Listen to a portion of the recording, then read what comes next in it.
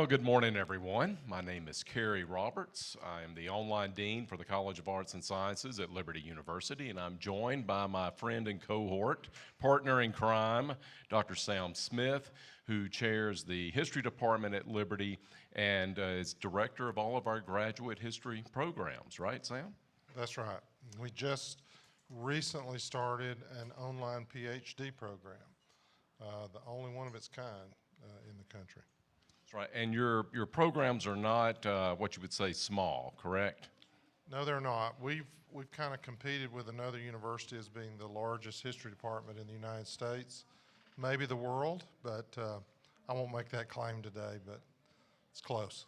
So Sam, today we're going to be talking about the 1619 project as well as the 1776 project. And as a historian, as someone who supervises such a large program, you have quite a stake in this issue, correct? That's right. I have a good number of students. In fact, one Facebooked me last night saying, I need to talk to you about the 1619 project.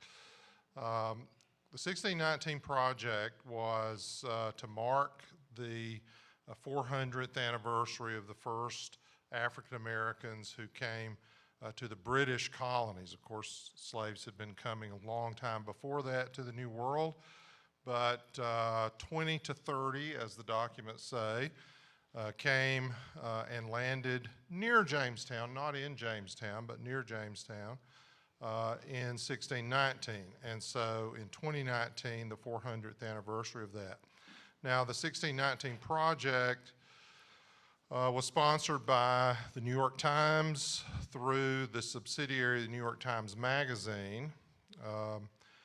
The editor of the New York Times Magazine, Jake Silverstein, and one of his reporters, Nikole Hannah-Jones, were really the main forces behind really getting the 1619 project started. The reason we have titled this 1619 or 1776, Will the Real America Please Stand Up, is because of the approach that the 1619 project takes to American history. They, by their own words, say they want to reframe American history. They actually try to do more than reframe American history. It tries to rewrite American history. And some of the leading historians have come out in opposition, not conservative historians, just historians have come out in opposition to the 1619 project. Sean Wilentz of Princeton University, James McPherson, also of Princeton, Gordon Wood, one of the leading historians of the American Revolution, Victoria Bynum, and others. Alan Guelzo, who wasn't part of that first group that signed a petition against the 1619 project, has written a lot about the problems of the project since. What they are concerned with are the historical errors that are in the 1619 project. Now, consequently, I will tell you this, the 1619 project hired fact checkers, historian fact checkers. Now, these fact checkers are coming out and saying that the New York Times Magazine ignored our warnings about the problems with the factual problems in the 1619 project.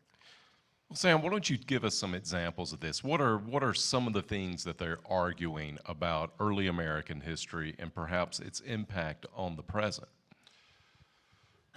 One of the most egregious errors in the 1619 project, by the way, this won a Pulitzer, okay? And one of the most egregious problems is in Nikole Hannah-Jones' introductory article, where she claims that the American Revolution was fought by the Patriots to defend slavery. And this is completely erroneous. There's no evidence whatsoever. She uses the Dunmore Proclamation of 1775 as sort of her historical anchor, which Lord Dunmore, the British governor of Virginia, called for slave owners to, those who were loyalists, if they freed their slaves, their slaves could be freed. Okay, and if they could work, they could fight for the British Army, and that was in November of 1775, and she sort of uses that as a cause of the American Revolution. That's 10 years, okay, from 1765, the Stamp Act.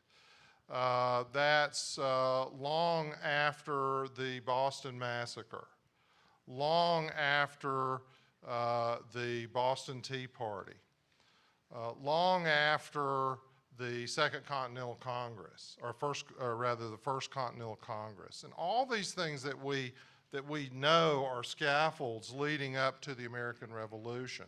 And to sort of pick out the Dunmore Proclamation as this evidence that a main cause of the American Revolution was to defend slavery, the Americans were defending slavery, is completely ludicrous.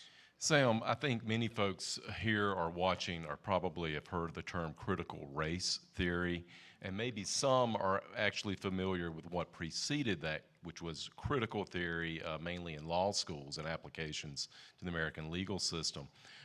Maybe you could explain to us a little bit the connection between the 1619 Project and how it is applying critical theory and critical race theory in this situation.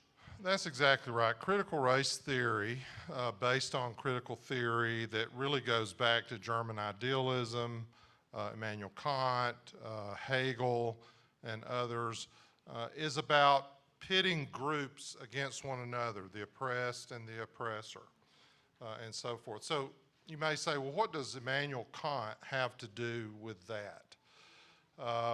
In his Critique of Pure Reason, Immanuel Kant, 18th century German philosopher, argued that, among other things, that reality conforms to your mind. It's not the other way around. Your mind, you don't look at a square and it's actually a square.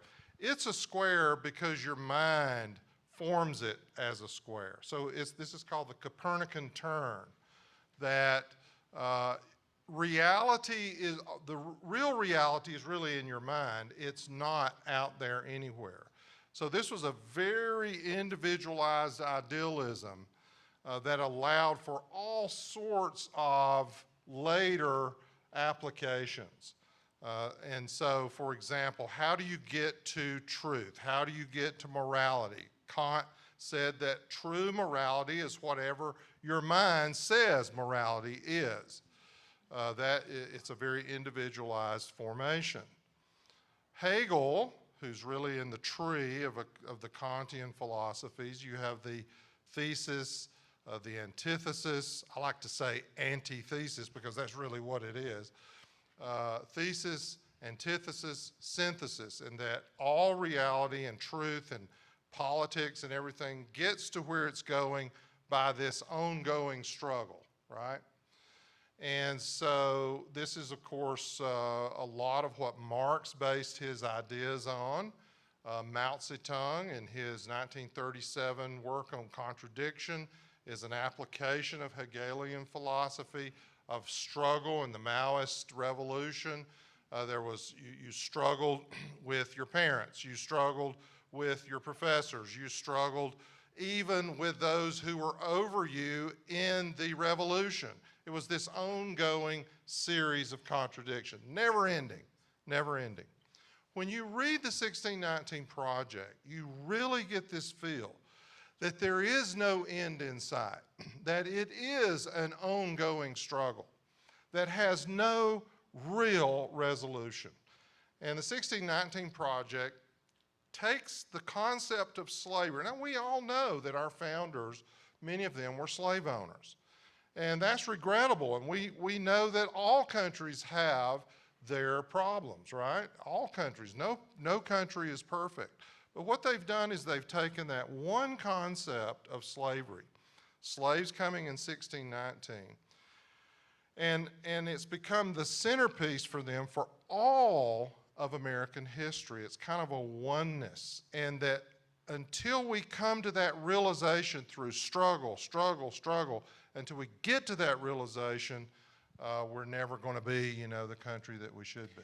So, Sam, what I hear you saying is that the 1619 Project is not necessarily something new. These are not folks who just kind of woke up one day and say, hey, I'm going to reduce everything in American history down to slavery and racism. This is part of an intellectual tradition that dates back centuries, even before Marx, right? I mean, even if we start trying to say, well, this is cultural Marxism, we have to be careful because these ideas and this approach to the past predates Marx by what, one, maybe even 2 centuries. So it's a long period, sorry to say this, folks, we've been fighting this for a long time.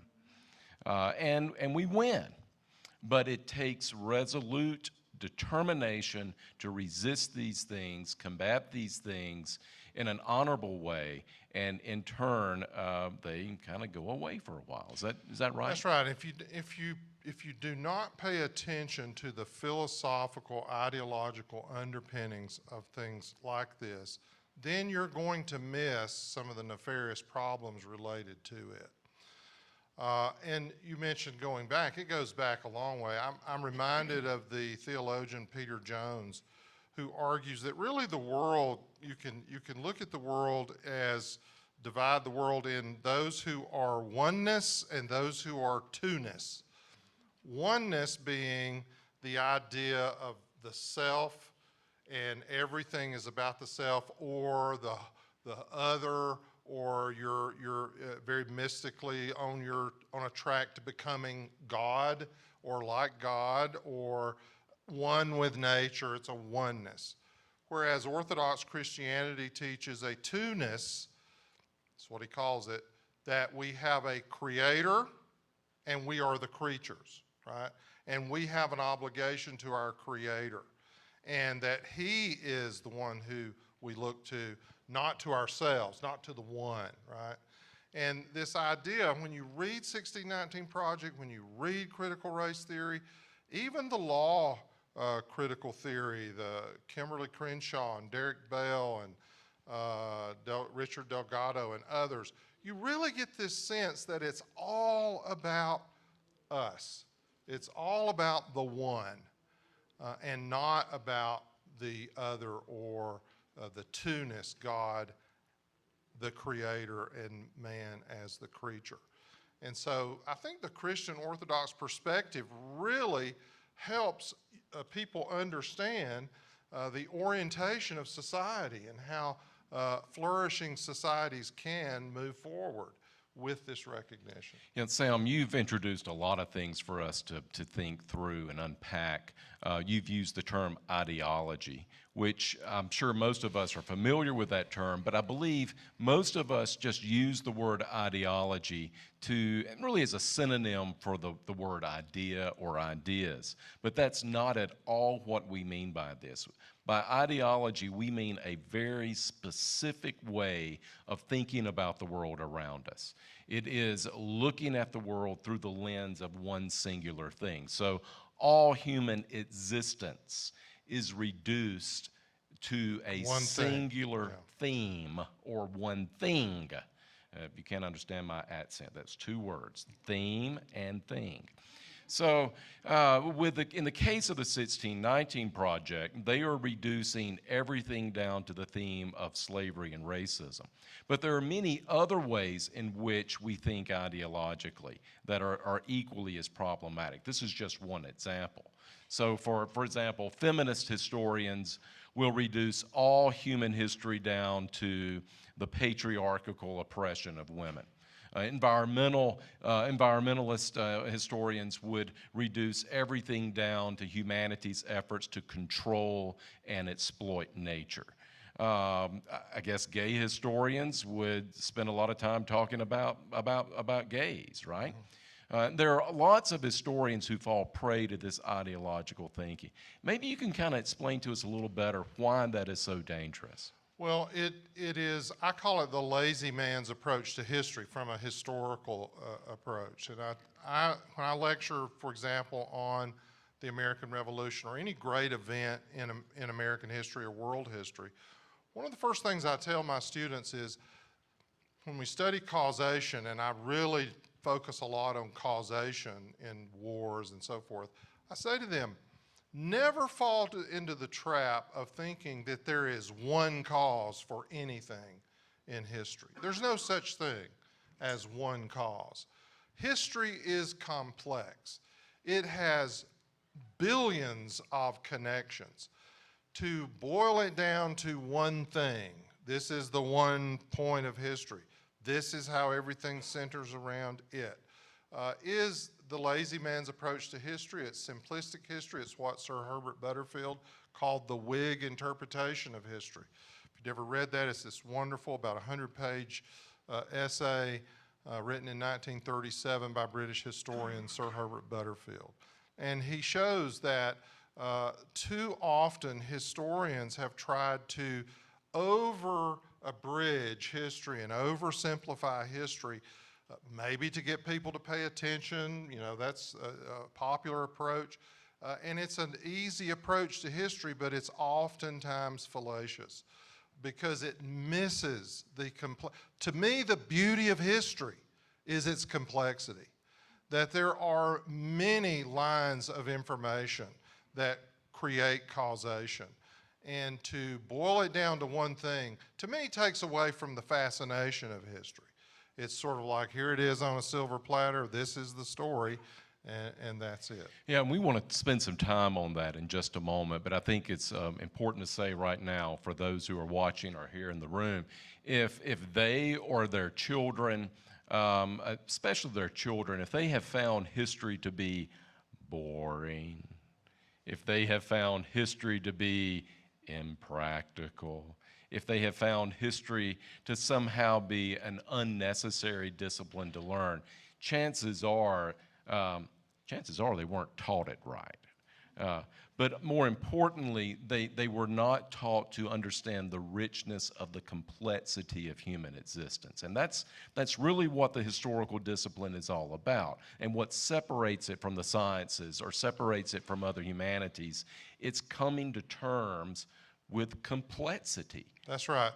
And I tell people that historians have probably done more to ruin history for people than anybody. And I would put myself in there sometimes when I'm giving a boring lecture. You know, the students' eyes are glazing over, and I'm thinking, oh my gosh, what have I done here? Yeah, that's right. And the whole approach, this whole idea of complexity and this idea of, it is the kind of the two-ness approach to history, right? Not the oneness approach, not the simplistic approach. And the idea that you can take any event in history and just boil it down to one thing is just not feasible. Yeah, and there's almost a spiritual element to this as Christians, as believers, to take this oneness approach, take almost this ideological approach to the faith, means that you would only think and worship the Holy Spirit. Right? You would never give any thought to God the Father or Christ the Son, right? So there's this Trinitarian approach that really history and the study of history kind of draws upon, right? I think so, and that's another illustration of how you know, Orthodox Christianity brings a certain richness to any kind of discipline. And we really like to stress in our history classes at Liberty University the biblical worldview of history. In other words, we want to look at history through the lens of Scripture. I had a professor in university where I did my PhD who was an atheist. And this professor and I were talking one day, and she asked me, she said, "You're not a bibliocentrist, are you?" And I said, of course, you know, she was one of my main directors. She was between you and graduation. That's right. And she had been reading my dissertation. And I said, I was a little squeamish, I'll admit. I was not a John the Baptist in this moment, but I tried to be. I said, well, I think I am a bibliocentrist. And she looked at me, because her whole point was, if you're a bibliocentrist, you can't be a good historian. You can't really be analytical. And I said, but let me tell you what that means to me. Now, I didn't know what I was going to say next, but that's what came out of my mouth. And the next thing I said, I believe the Lord gave this to me. I said, but I believe in the veracity of the Bible. I believe the Bible is true. And that frees me to follow the evidence wherever it leads me. Now, I waited for her response, and it was this. Oh, that makes sense. Okay. Now, I say that to say some of the old line liberals are much more tolerant than the modern left. They do have a sense of tolerance and approach to things. So sometimes if you can just explain things in a whimsical way, it can come across. Yeah, well, their fire is running out Yeah. in many ways. So, Sam, thinking about the 1619 project itself, it's a collection of essays. Jones is not the only person writing on this; others are writing as well, right. and they each divide up key aspects of American life and then draw everything back to slavery or racism. For example, I believe it's Kevin Cruz who argues that traffic jams in Atlanta, Georgia are because of America's history of slavery. That's right. Or that the fact that we have right to work states is all because of our history with slavery. Or that the minuscule detail in which corporations manage their workers draws from our history to slavery. Well, that may be right. Who knows? But is there anything redemptive in the 1619 project? There are things redemptive in the 1619 project. It does call attention to the problems of slavery, the horrors of slavery in history.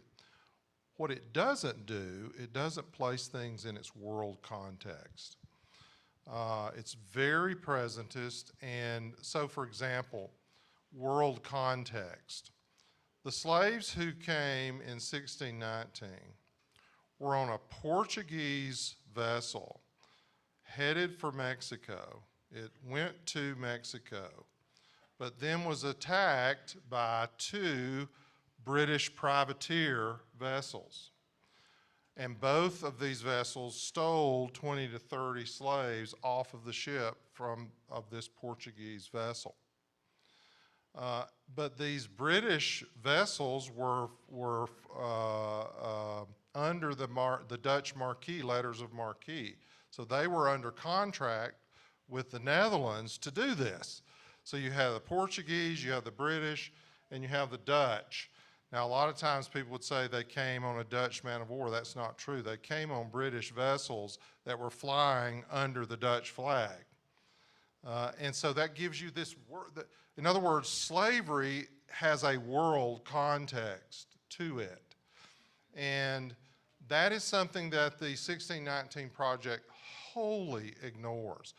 You get the sense that slavery started in 1619 with the Americans. Now, they don't come out and say that, and they know that's not true. But that's the sense that you get, that it really started in 1619 with the British, and this is how we focus on American history. Now, let me comment on some of the comments you made about this presentist idea of traffic jams in Atlanta. I grew up near Atlanta. I always wondered what caused those traffic jams. And the 2008 economic disaster, they blame on slavery. The idea that American businessmen and women can fire workers almost at will, they blame on slavery. And it goes on and on and on. One thing you get when you read the 1619 Project, and it's downloadable, you can just download the whole thing off of the internet. One of the things that you get, this is not really all about race. This is about something else. It has an anti-capitalist flair throughout. It sort of reflects what Ibram Kendi said: if you are going to be an anti-racist, you also have to be an anti-capitalist. And you really see that coming through in the 1619 project. For example, this is another historical error. One of the articles argues that double entry accounting started on the southern plantations. We know that double entry accounting, sort of a capitalist use of keeping order with your what you have, we know that double entry accounting goes all the way back to the Middle Ages into the Italian city-states, and where you begin the growing, the embryonic forms of capitalism flowing. But they really make that claim, and that's another one of the things that the historians have argued is very wrong. Yeah, there certainly seems to be ulterior motives. The way I like to present the 1619 project, even for folks who are not that interested in the history of it or not interested in the details, is to view the 1619 project really as a reflection of our elite's values. This is a project that was produced by the American elite, and it was produced for others in the American elite. And once they're won over, which happens very quickly, then it's kind of delivered to the rest of us to accept. They were awarded by the elite, the Pulitzer. And so... And it's the New York Times, Right. And so when we think of this as a reflection of elite values, this anti-capitalist perspective really comes to bear, because they are making the argument that capitalism is born in colonial America, capitalism is born in colonial slavery, that American colonial slavery is the worst form of it, and therefore anything tainted by both slavery and capitalism is automatically not just suspect, but is inherently evil. And that's really the ideological reductionism that we're talking about here, right? That's right. Another thing about context, and you asked what's redeemable in the 1619 project. I'll tell you one other thing. I'm not here as an apologist for it, but I think one thing that it does pretty well is it shows a larger American context. It does show accurately, I think, that slavery was not just a Southern problem. It was a national problem. And that has been ignored. I will admit, that has been ignored in the literature. But what baffles me is that even though it does that, it then totally ignores the world context of slavery, and that American slavery didn't just happen. It was not something that came out of the sky blue. It has this long history, and that would be another thing.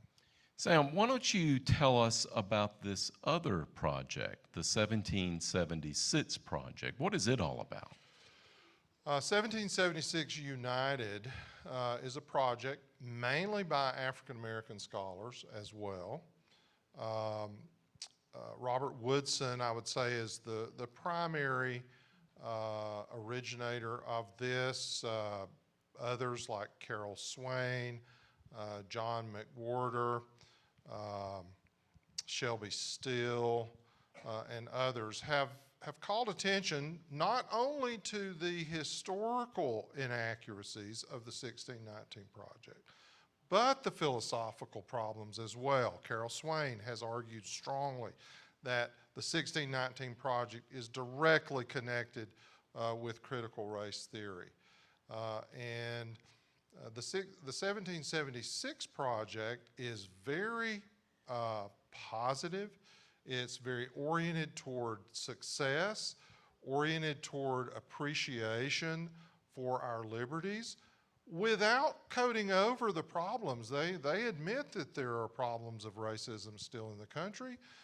They admit that we have in many ways, elements of a tainted past. There's problems as with any country.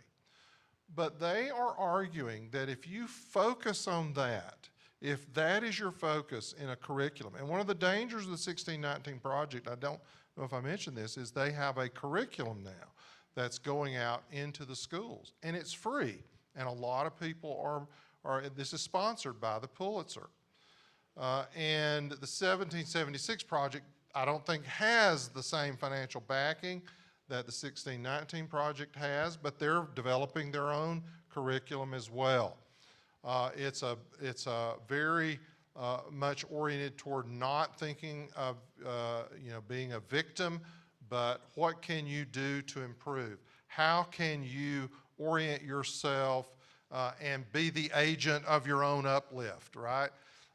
And so it's very positive, very much oriented towards success, and that America has created the greatest opportunity for success in the history of the world.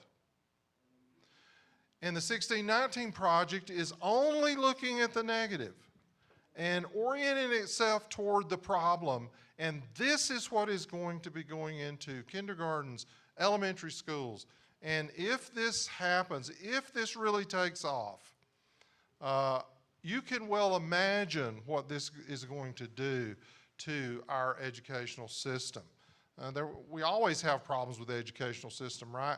Well, this is going to be something that's going to bring an uptick to the problems in our education. So I'm so appreciative of the 1776 United project because it's oriented toward liberty, it's oriented toward the better angels of our nature, I guess you could say, oriented toward the idea of the consent of the governed, freedom, liberties, opportunity, a lot of focus on, for example, African American entrepreneurs who have been very successful and so forth.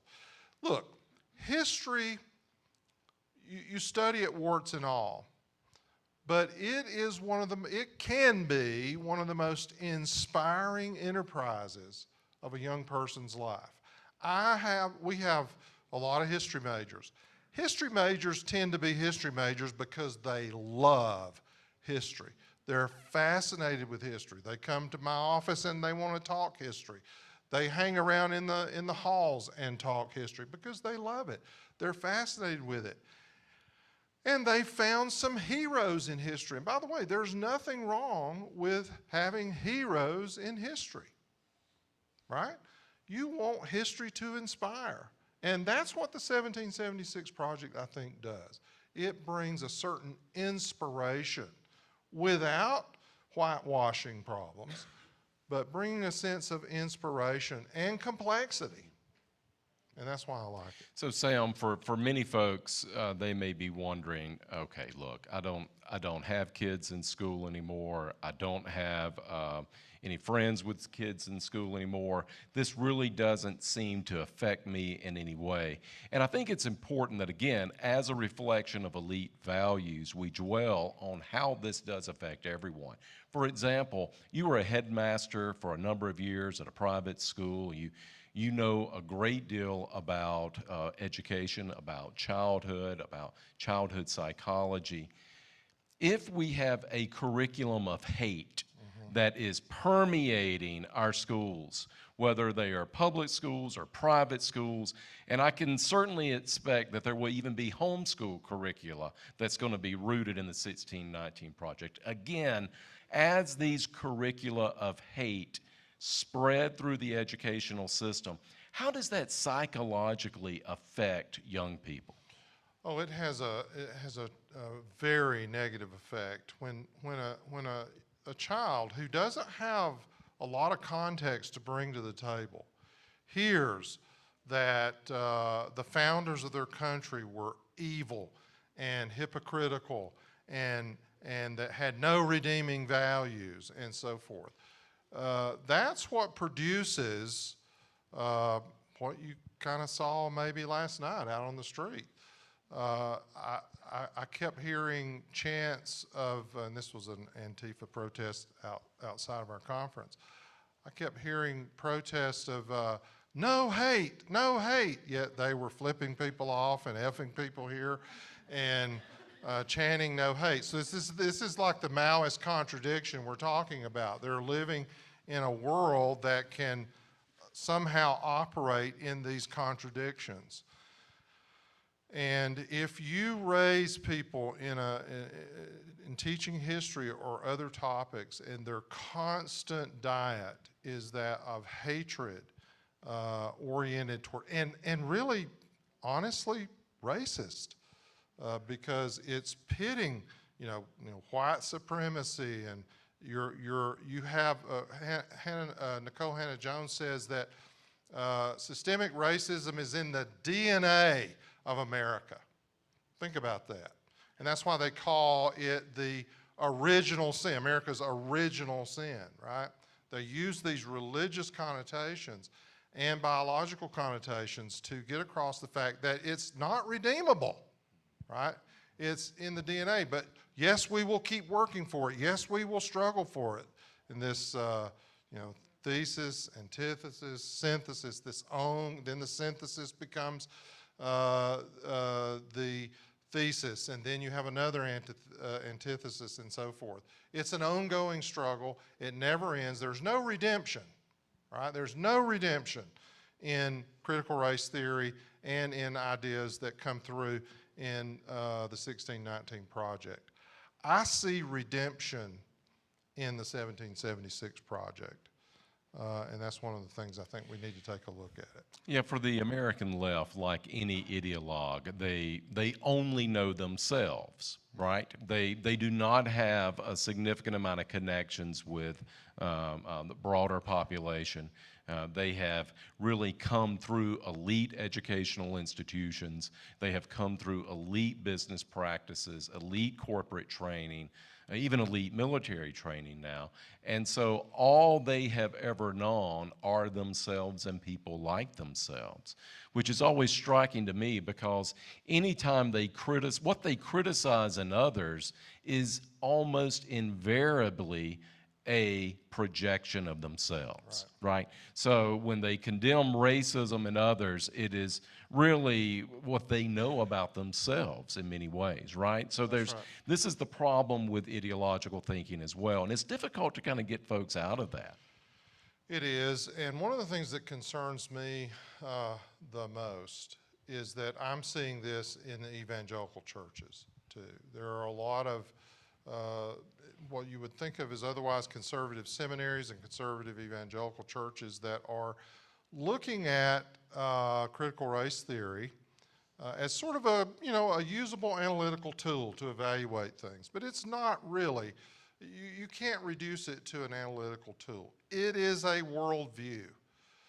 And to kind of play with it and toy with it as if it's just another tool in the intellectual toolbox is a dangerous enterprise because the whole social justice movement, kind of mixing the gospel with social justice as if they're one and the same, this is very dangerous. And so it's not just in the schools.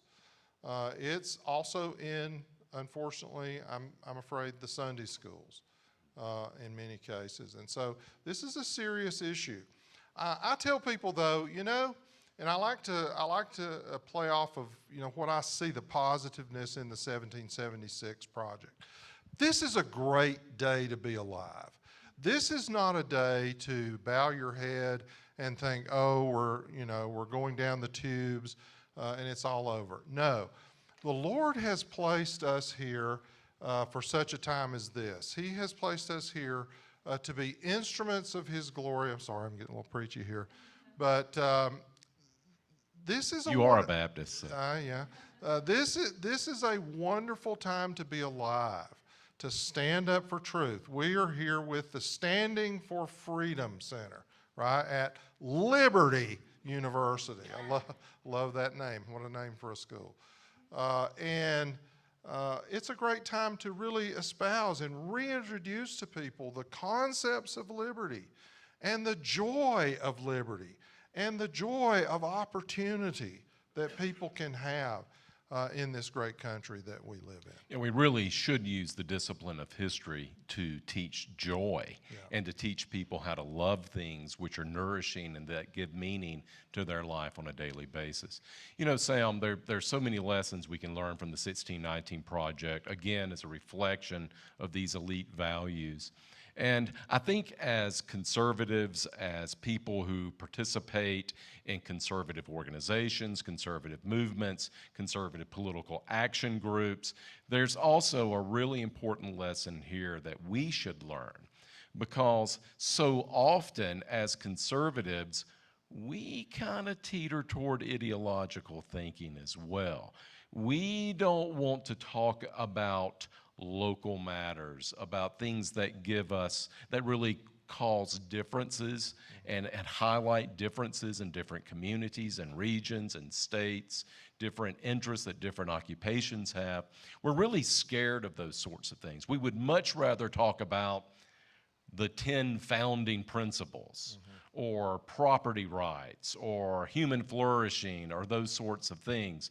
We seem to have lost our ability to defend actual cultural things. That's right. And we do love the principles, but if you ignore the local issues, a great example of this was last night with the video on the rodeo.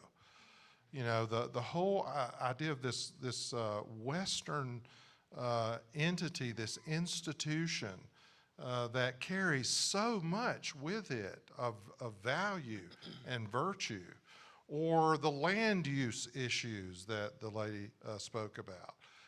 And I had mentioned to him that this is exactly what we've been talking about, that it's not just about, if you only fight bad ideology with another ideology, even if it's a good ideology, you're sort of in an academic give and take world.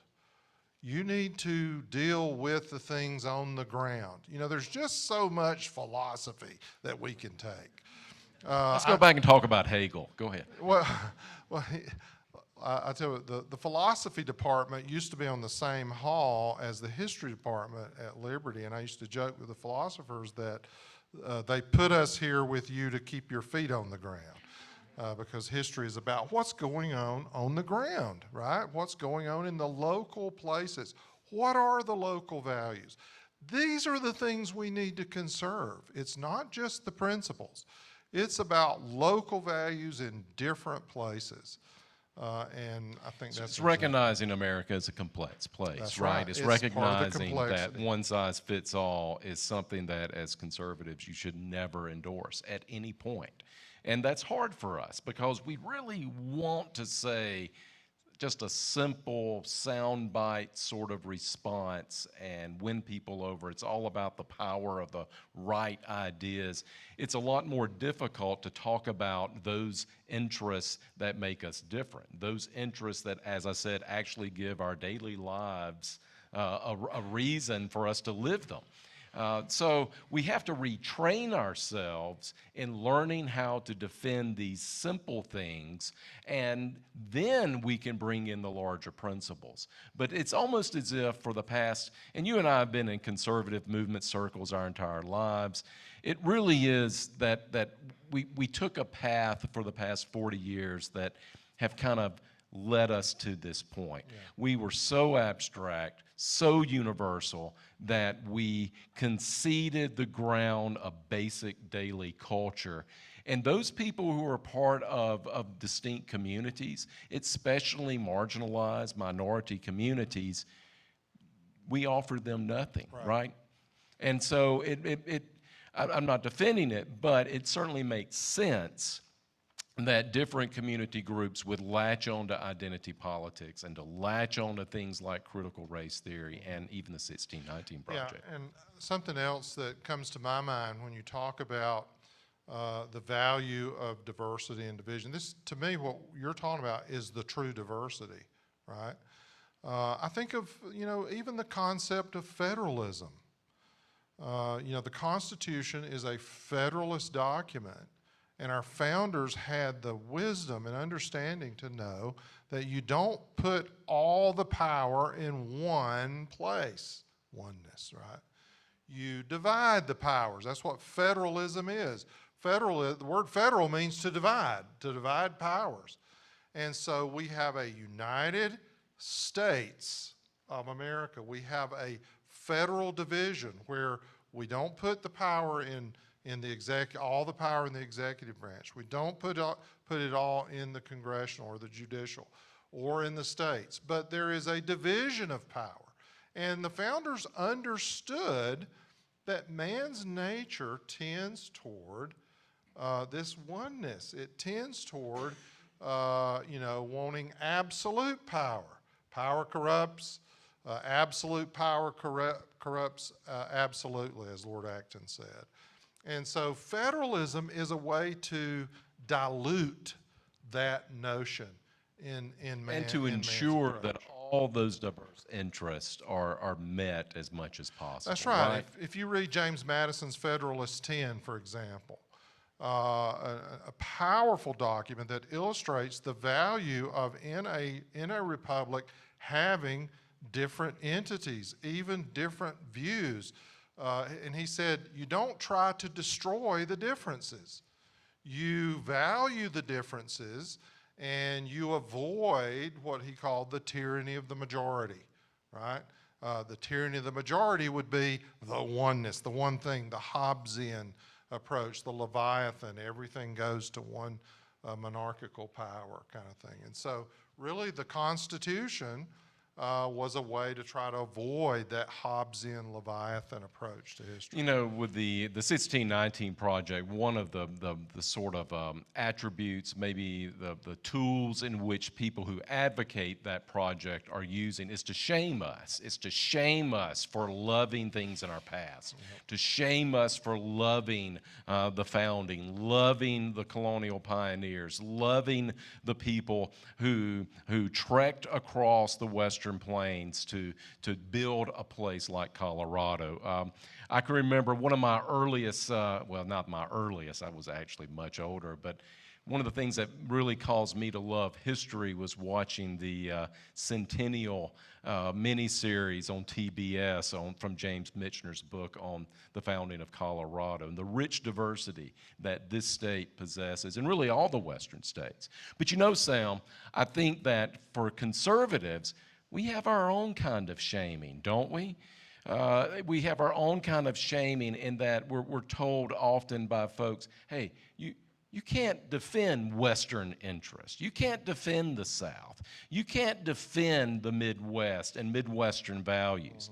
Of course, these are people from New York City and New England, right? They can do what they want. But we seem to really kind of shame ourselves at times and not allowing each other to love the things that matter most.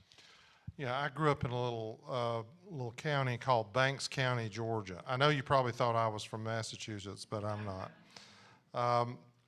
We got our first red light in Banks County when I was about 12 years old. The whole county, very rural county. All the other counties called us hicks and, made fun of us. But when we got that red light, we were on the way up. And people used to come to watch the red light change, right? That was the entertainment. Now, I simply say that to say there's no place I love going back to more than Banks County. Banks County, Georgia, where I grew up, where my dad plowed fields on our little farm. And it's a value to me. It's something that I hold dear. Most people don't even know about Banks County, Georgia, but I love it. Yeah, that's so true, and I'm kind of close with this, and we'll open the floor for questions. But it is the case that we have an elite, and as you and I like to joke, our elite today, they're not our granddaddy's elite. They just don't have what it takes. And one thing that they are certainly adamant about is shaming us for loving home and all the things that make our home so meaningful for us. At this point, we want to kind of open does anyone have questions? Sure. So Logan, if you don't mind getting this microphone and take these back to folks, and we'll field a few questions before we're over. Concerning the 1619 project, I was doing some reading this probably a couple of months ago.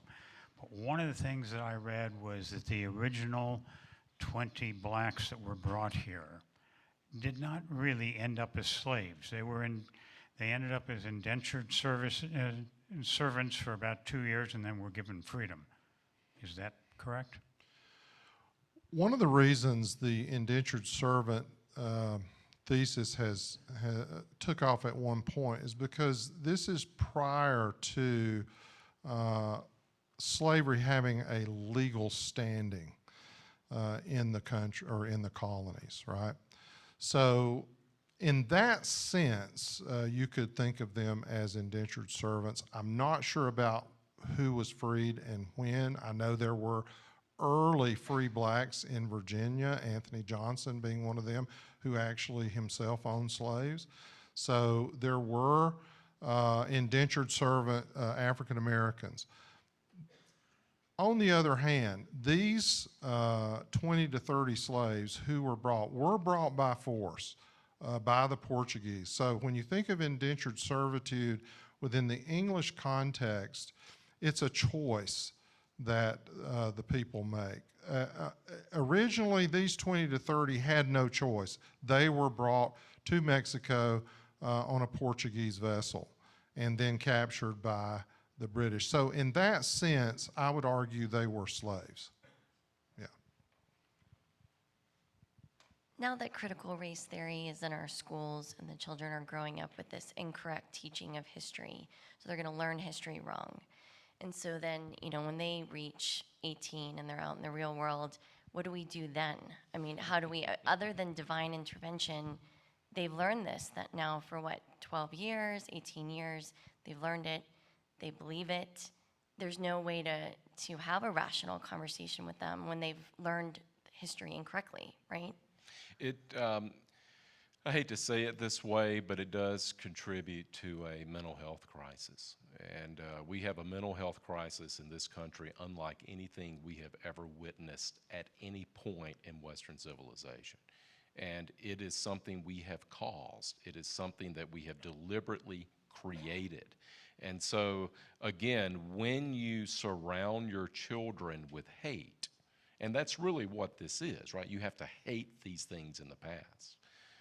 It's incredibly difficult to get them out of that. So I do not have an answer to your question except to just give some obvious things. Pray.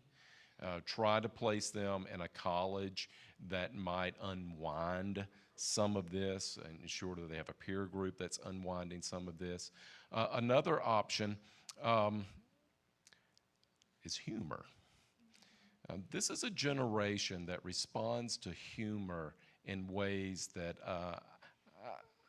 I didn't understand Seinfeld. So I'm part of a generation that just didn't understand humor very well. My children have this incredible capacity for understanding humor, and they're taught through humor. So perhaps try to expose them to some of those things. Send them a text. Do they have a phone? Oh, I don't have children. I just, we were having a discussion about the riots that were the Antifa that were in front of the building, and is it possible to have a conversation with them or the give answer them a is- pocket okay, constitution great, or something, great, right? great. But maybe not because. Well, I have my own opinion. He's going to have a different opinion. My opinion is it is not possible to have a rational conversation with people who are irrational. That's the problem of ideological thinking. You have to break the hold of this oneness that Sam mentioned, this reduction of everything to one toxic fervor. It is a fire in their soul. And there is no amount of reason that is going to extinguish that fire. It has to burn itself out. So I'm sorry to say it this way, and I'm open to your judgment and your correction. But you really do have to treat these folks as if they are suffering a mental health episode. They're probably suffering from depression. You need to walk through those different steps. They need help. They need support, but they do not need affirmation. You can never affirm them in their error. At no point can you do that. I would take this approach. You will have a hard time doing it as long as they're in the group. But if you have the opportunity to meet with a person individually and show them the love of Christ and understand they're not going to probably buy what you're saying the first time, the second time, the third time, but over time, in speaking with someone and showing that you care. Look, I don't care how radical somebody is. If you show them you care about them, they will eventually 9 times out of 10 respond to that in some way. So I think this is in many ways a matter of not just thinking of them and talking to them. It's not going to do any good to walk in the middle of the crowd and start taunting them, and that just fuels the flame. And I saw some people doing that. I was like, okay, that's what they want to do. I wasn't about to do that. But I thought to myself as I was watching some of this, as I was watching the Atlanta Hawks and the Philadelphia 76ers, because I kind of left the session a little early to finish that game because I'm originally from Atlanta. But anyway, a big fight broke out right out the window where I was. And it seemed to me that the police weren't paying a lot of attention to what was going on, which was problematic in and of itself. But I thought to myself, I wonder what it'd be like if I could just sit down with one of these guys, one-on-one, and just have a conversation. It might not work, but I think that's one way that it could be done. Yeah, it's ultimately, it's about them. It's not about the past. It's not about capitalism. It's not about politics. It's about them and the struggles and demons that they are dealing with. And that's really how you have to approach it, right? We have another question. Yeah, in listening to your discussion, I may have detected some inconsistency in the left's thinking. Not that it's really there, but the suggestion of it. But so I have kind of a philosophical question, and I'm not a philosopher. My son is, and that's part of the problem we have. But you talked about the oneness, that there's different types of people, and there's the one, it's centered on you, narcissistic, etc. And then the dual or whatever, where we believe in God, and there's two parts to our personality or whatever. How do you rectify that with the whole theme of we divide you into groups? I'm talking about the left. And I understand that purpose of that is to break down society. It has to be different. But they say you have to identify with a group, and then ultimately that culminates, say, in communism and the collective. And so how can you be narcissistic and it's all about you at the same time accept that you have to eventually become part of the collective? Anyway, that's my question. No, that's a great question. First on contradiction, the left does not worry too much about being contradictory. And I say that in all seriousness. Mao wrote a book called Contradiction, and that was how the world works, was through contradiction. Everything was about contradiction. And that's sort of the takeoff. It's not purely Hegelian. He had some differences. He was more materialist than Hegel.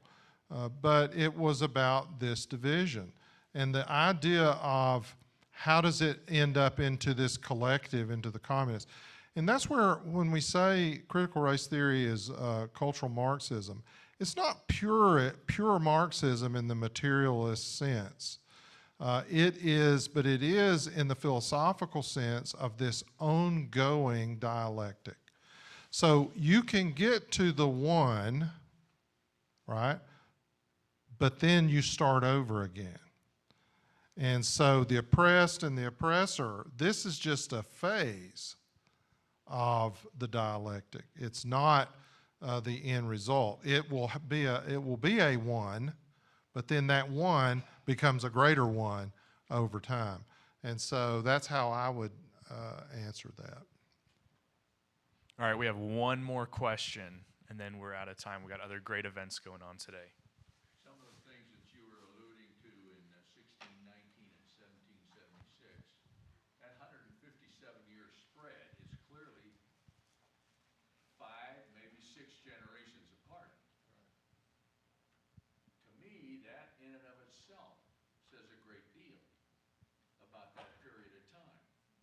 Help me understand some of those commonalities as you were alluding to them between the two. That's right. I explain to my students, when you're writing about colonial history, never say the colonialists believed that.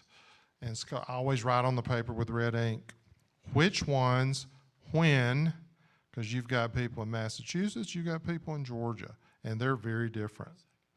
And so it's, what you've just said is an appreciation of the complexity of history over time. And to get from 1619 and to go back from 1776 to 1619 is problematic.